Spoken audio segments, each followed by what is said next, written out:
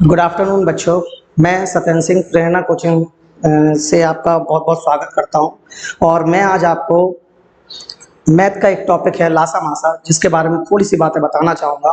वैसे तो लासा मासा के बारे में आप सभी ने बहुत अच्छी तरह पहले से ही पढ़ रखा होगा, लेकिन फिर भी जो थोड़ी बहुत बातें रह जाएंगी वो मैं ज़रूर आपकी क्लियर करूँगा और आपका पूरा समाधान करने की कोशिश करूँगा कि लासा मासा में आपकी कोई भी क्वेरी, कोई भी डाउट ना रहे, जिससे कि आपको कोई आगे प्रॉब्लम आ सके।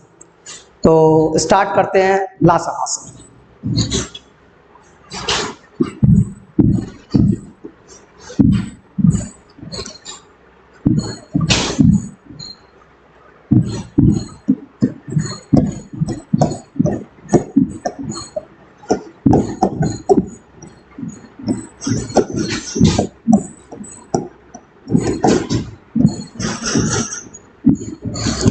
सबसे पहले हम बात करते हैं लासा की, जिसे हम इंग्लिश में एलसीएम बोलते हैं।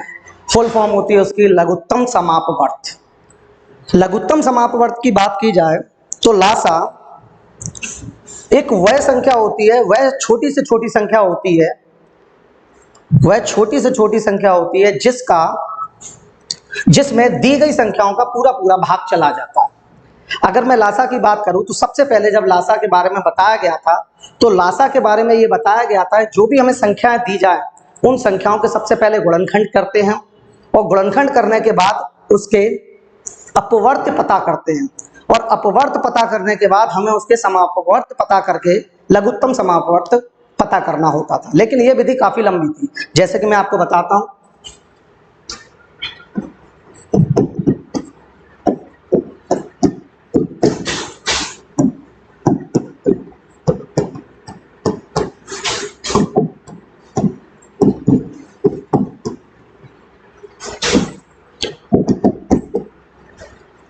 अब अगर 2416 का लासा निकालने की बात की जाए तो सबसे पहले हमें ये सिखाया जाता था कि 24 के फैक्टर कर लेते हैं। 24 के अपवर्त, तो अगर 24 के मैं अपवर्त की बात करूं तो अपवर्त जो निकल के आएंगे, यानी कि वो नंबर जिससे ये 24 एक तरह से इसकी 24 की टेबल जो निकल के आएगी, वो अगर मैं बात करूं तो 24 की जो भी टेबल है वो हमें यहाँ पे निकालनी होगी। यानी कि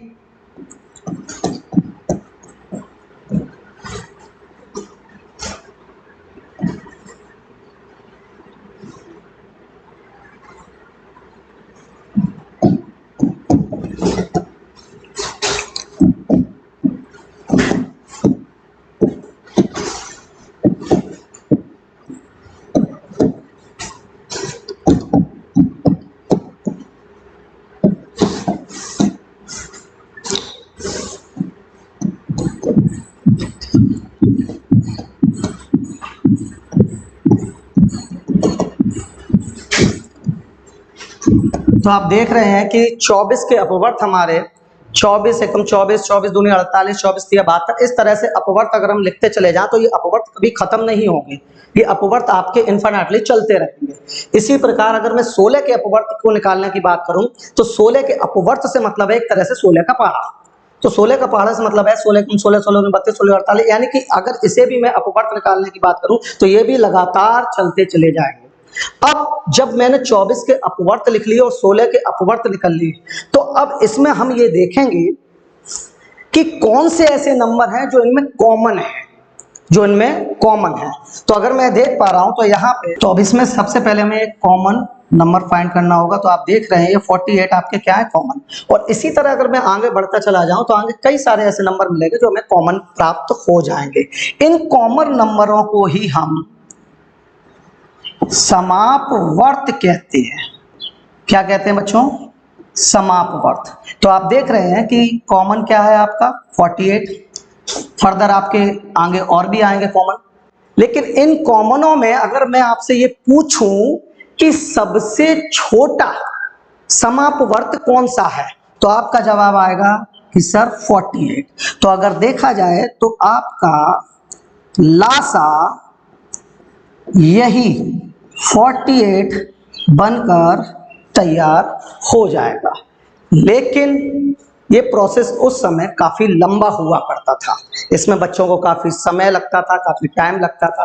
तो इस वजह से इस प्रोसेस को जब सामने लाए तो बच्चों को काफ़ी समय लगा, इसलिए इस प्रोसेस को थोड़ा हटाकर लासा निकालने के लिए एक दूसरा प्रोसेस बनाया गया, जिसे हम फैक्टराइजेशन मेथड कहते हैं।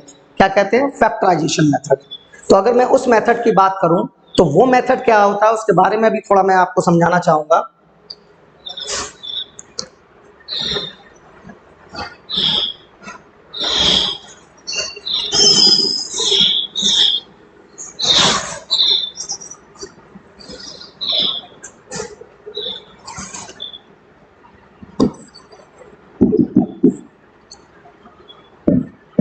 ट्वेंटी 24 और 16 को मैंने एक साथ लिखा और इनके मैं फैक्टर करूंगा बेटा। क्या करूंगा? फैक्टर। और ये फैक्टर आपको छोटी क्लासों में सिखाए जाते हैं, यानी कि एक ऐसी टेबल आपको चुननी है जिस टेबल से ये डिवाइड होते चले जाए, ठीक है ना। तो सबसे पहले मैंने चुना 2 की टेबल। 2 1 2, 2 2 4, 2 8 16, 2 8 16, 2 6 12, 2 4 8, 2 3 6, 2 दूनी 4, 2 एकम 2 और 3 एकम 3 और 1। जब नीचे एक एक आ जाए तो उस समय हमारा डिवाइड हो जाना बंद हो जाता है, यानी कि उस समय हम फिर आगे डिवाइड नहीं करेंगे। तो अब आप इसके अगर फैक्टर जो आपके आ गए इन सबका मल्टीप्लाई अगर हम करें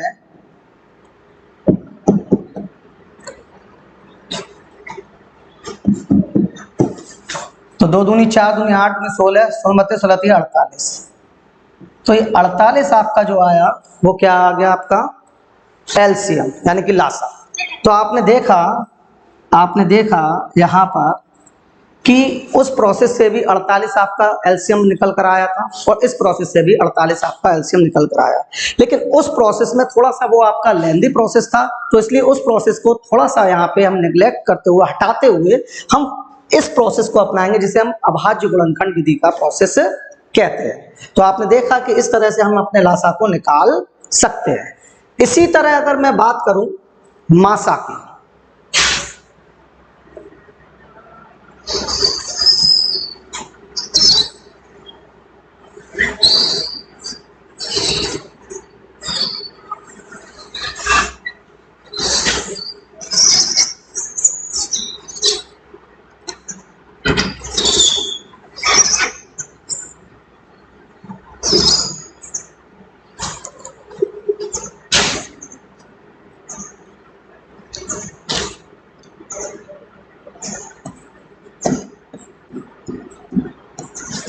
मैंने उसी क्वेश्चन की बात की। मैंने कहा 24 और 16 का मासा निकालने की बात।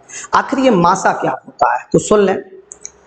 जब भी किसी क्वेश्चन में, कोई भी क्वेश्चन अगर आपका दिया जाता है और उस क्वेश्चन में ये कहा जाता है कि वह बड़ी से बड़ी संख्या ज्ञात करो, वह अधिक से अधिक संख्या बताओ, तो आप तुरंत समझ लें कि वहां पे मासा की बात कही जा रही है आपसे।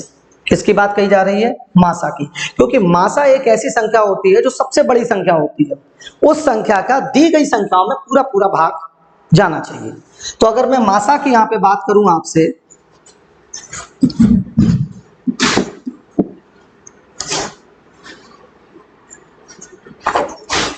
तो मासा निकालने के लिए भी आपके जो पहले प्रोसेस लिया जाता था तो उसमें भी अपवर्तक निकालने पड़ते थे। अपवर्तक निकाल के किस तरह मासा निकाला जाता है उसे भी थोड़ा सा मैं आपको बताऊंगा।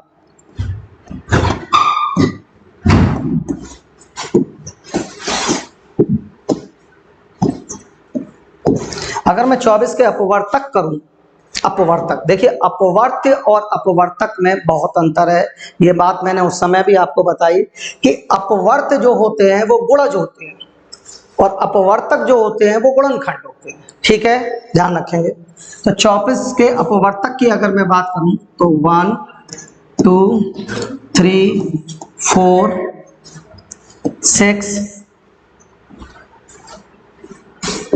8 12 24, ये आपके 24 के अपवर्तक निकल कर आ गए। इसी तरह मैं 16 के अपवर्तक अगर निकालूं,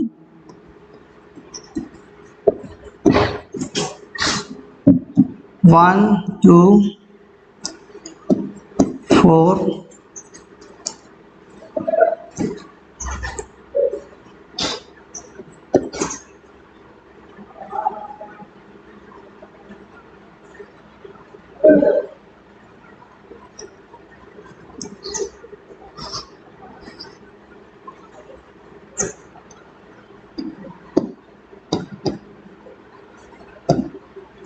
ये 16 के अपवर्तक आ गए। अब आप देख रहे होंगे कि इनमें भी कुछ ऐसे नंबर्स हैं जो उभयनिष्ठ होंगे, जो कॉमन होंगे। तो मैं बात करूं उभयनिष्ठों की, तो 1 है, 2 है, 4 है, 8 है, और देखिए बेटा कोई सा कॉमन नहीं है। तो जो ये कॉमन संख्याएं निकलकर जो यहां रखी जाएंगी, इन्हें बोलते हैं समापवर्तक। क्या कहते हैं? समापवर्तक।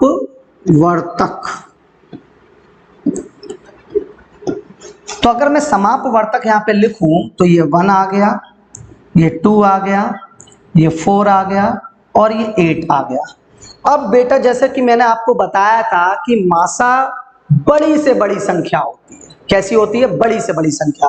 तो यहाँ पे समापवर्तक में आपसे पूछूं मैं कि बड़ी से बड़ी संख्या कौन सी है, तो आपका जवाब आएगा कि सर 8। तो इसका मासा जो बनेगा वो बेटा बनेगा 8। ये आपका आंसर होगा। यानी कि पहले जो प्रोसेस आपका लासा या मासा में निकालने के लिए जो चलता था, वो आपका यही उस समय बताया गया था कि हम इस तरह अपवर्तक निकाल लें, अपवर्तकों से हम समापवर्तक निकालें, और समापवर्तक में ये देखें कि सबसे बड़ा समापवर्तक कौन सा है। जो सबसे बड़ा समापवर्तक है वही हमारा मासा है, यानी कि महत्तम समापवर्तक। ठीक है ना? यानी कि महत्तम समापवर्तक वो हमारा 8 है। अब चूंकि ये भी प्रोसेस काफी बड़ा था, तो इसलिए मासा निकालने के भी हमारे पास 2 प्रोसेस और निकाले गए। एक वही आपका लासा वाला प्रोसेस जिसे अभाज्य गुणनखंड विधि वाला प्रोसेस कहते हैं, और दूसरा भाग विधि प्रोसेस। तो मैं दोनों प्रोसेस आपके सामने लाऊंगा कि अभाज्य गुणनखंड विधि द्वारा मासा कैसे निकाला जाएगा और भाग विधि द्वारा मासा कैसे निकाला जाएगा।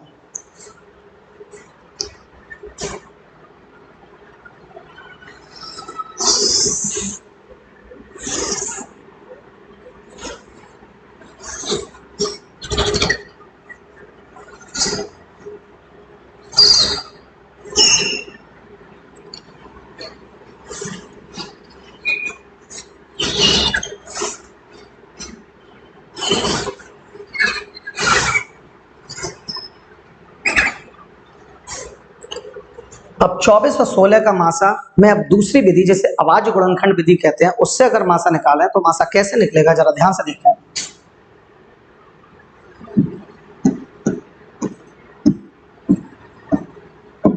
इसके 24 के हम फैक्टर कर लेते हैं।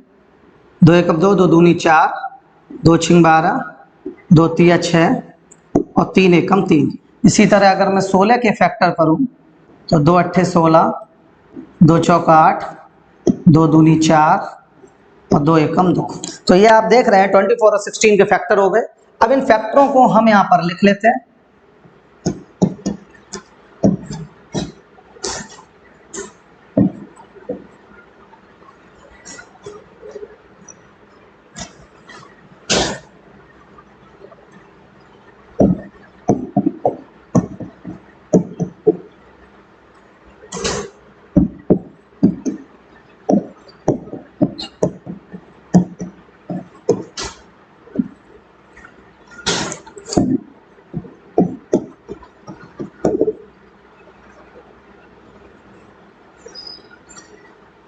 तो अब आपने देखा कि मैंने दोनों के फैक्टर लिख लिए, 24 और 16 दोनों के फैक्टर आपके सामने हैं।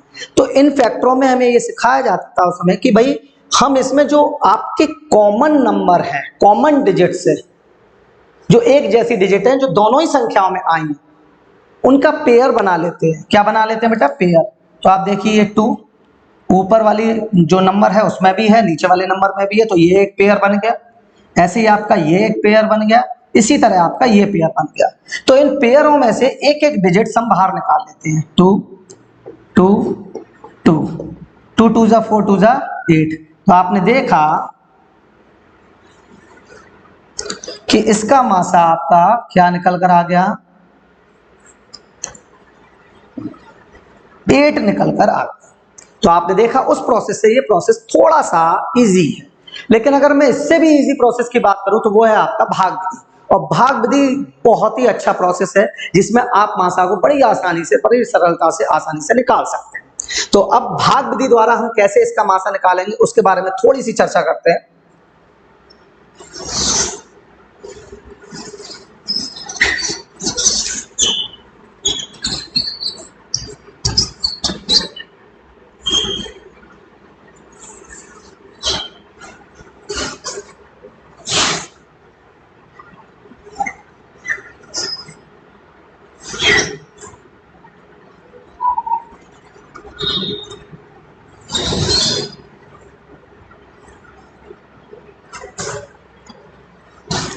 अब अगर मैं भाग विधि से इसके मासा निकालने की बात करूं तो आप देख रहे हैं कि 24 और 16 में अगर मैं आपसे ये पूछूं सबसे छोटी संख्या कौन सी है तो आपका जवाब आएगा 16। और मैं कहूं इससे बड़ी संख्या कौन सी है तो आप कहेंगे 24। तो हम 16 का भाग सबसे पहले 24 में देते हैं।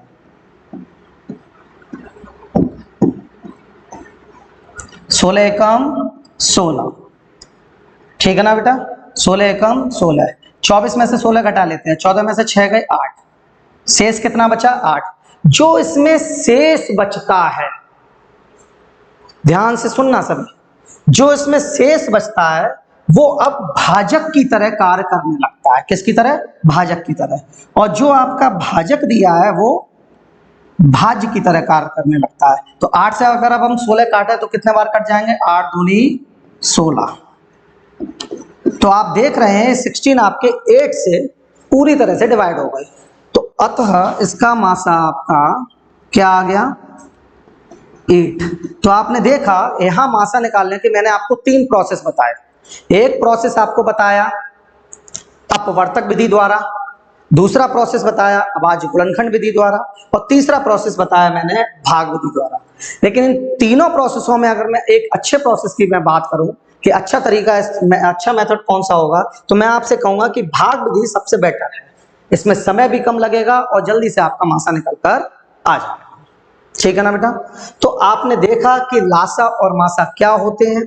मैंने आपको बताया कि लासा क्या होता है। लासा एक छोटी से छोटी संख्या होती है जिसमें दी गई संख्याओं का पूरा पूरा भाग जाना चाहिए, जबकि मासा एक ऐसी बड़ी संख्या होती है जिसका दी गई संख्याओं में पूरी पूरी तरह भाग जाना चाहिए। दोनों की बातों में बहुत बड़ा अंतर है, ये बात आप समझते हुए चलना। लासा वह छोटी से छोटी संख्या होती है जिसमें दी गई संख्याओं का पूरा पूरा भाग चला जाए, जबकि मासा वह बड़ी से बड़ी संख्या होती है जिसका दी गई संख्याओं में पूरा पूरा भाग चला जाता है। तो ये मैंने आपको लासा और मासा के बारे में थोड़ी सी बातें आपको बताई। मैंने आपको बताया कि लासा निकालने के लिए आपके 2 प्रोसेस हैं, एक अपवर्त्य विधि जिसमें हम समापवर्त निकालते हैं, दूसरा अभाज्य गुणनखंड विधि। लेकिन उसमें भी मैंने आपसे कहा कि अभाज्य गुणनखंड विधि सबसे अच्छा प्रोसेस है अपवर्त विधि की अपेक्षा। और मासा निकालने के लिए हमने आपको 3 प्रोसेस बताए। 3 प्रोसेस में पहला प्रोसेस आपको मैंने बताया समापवर्तक वाला, जो आपका थोड़ा बड़ा मेथड है लेकिन उससे भी मासा निकल के आएगा। दूसरा मैंने आपको बताया अभाज्य गुणनखंड विधि द्वारा, उससे भी मासा निकल के आया। और तीसरा आपका प्रोसेस था भाग विधि, इसमें सबसे बेटर है आपका भाग विधि। ठीक है ना बच्चों।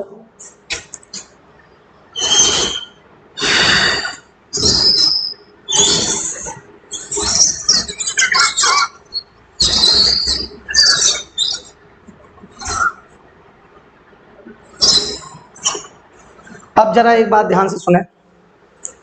अगर मैं लासा और मासा में अब बात करूं कि लासा और मासा, वैसे तो मैं आपको दोनों बता ही चुका हूं कि लासा और मासा क्या होता है। अब अगर मैं यहां पे एक क्वेश्चन ले लूं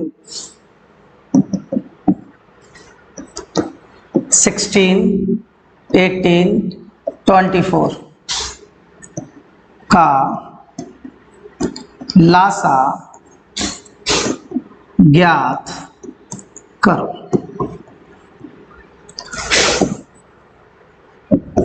तो अब इसका लासा ज्ञात करने के लिए आपके पास 2 विधियां हैं, लेकिन सबसे बेटर आपकी विधि है लासा ज्ञात करने के लिए अभाज्य गुणनखंड विधि, जिसमें हम 16, 18 और 24 को एक साथ लिखेंगे और इन्हें हम एक ऐसे पाड़े से काटेंगे जिनसे ये संख्या आसानी से कट जाए। तो सबसे पहले मैं बात करता हूं 2 के पाड़े की। 2 8 16, 2 निम 18, 2 एकम 2, 2 दूनी 4। फिर हम 2 से काट लेते हैं, 2 चौक 8, 9, 2 छिंग 12। 2 से फिर हमने काटा, 2 दूनी 4, 9, 2 तिया 6। उसके बाद फिर हमने 2 से काटा, 2 एकम 2, 9 और 3।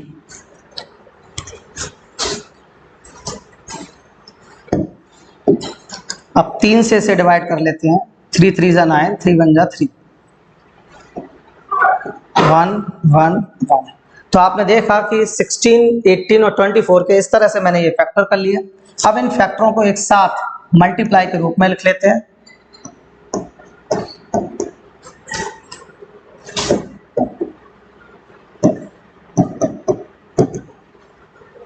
अब इनका आपस में हम लोग गुणा कर लें, 2 दूनी 4, दूनी 8, दूनी 16, 16 32, 16 तिया 48, 48 तिया 8 तिया 24 हासिल, और 4 तिया 12, 13 14। आप देख रहे हैं कि इसका लासा कितना निकल के आ गया, 144। तो ये आपका लासा निकालने का प्रोसेस था, जिसे हमने अभाज्य गुणनखंड विधि द्वारा निकाला। ठीक है ना। उम्मीद ये करता हूं कि आपको लासा समझ में आया होगा। अब मैं इसी तरह इसी क्रम में आगे बढ़ते हुए, तो ठीक है बेटा, आज इतना ही लासा के बारे में हमने आपको बताया, मासा के बारे में आपको समझाया। आज बस हम इतना ही रखते हैं, बाकी आपकी जो भी बातें हैं वो मैं आपको कल समझाऊंगा। ठीक है ना बेटा। और जो मैंने कराया उसे घर पे जरूर रिवाइज करें, जरूर समझें, जिससे कि आपको पूरी तरह समझ में आए। ठीक है।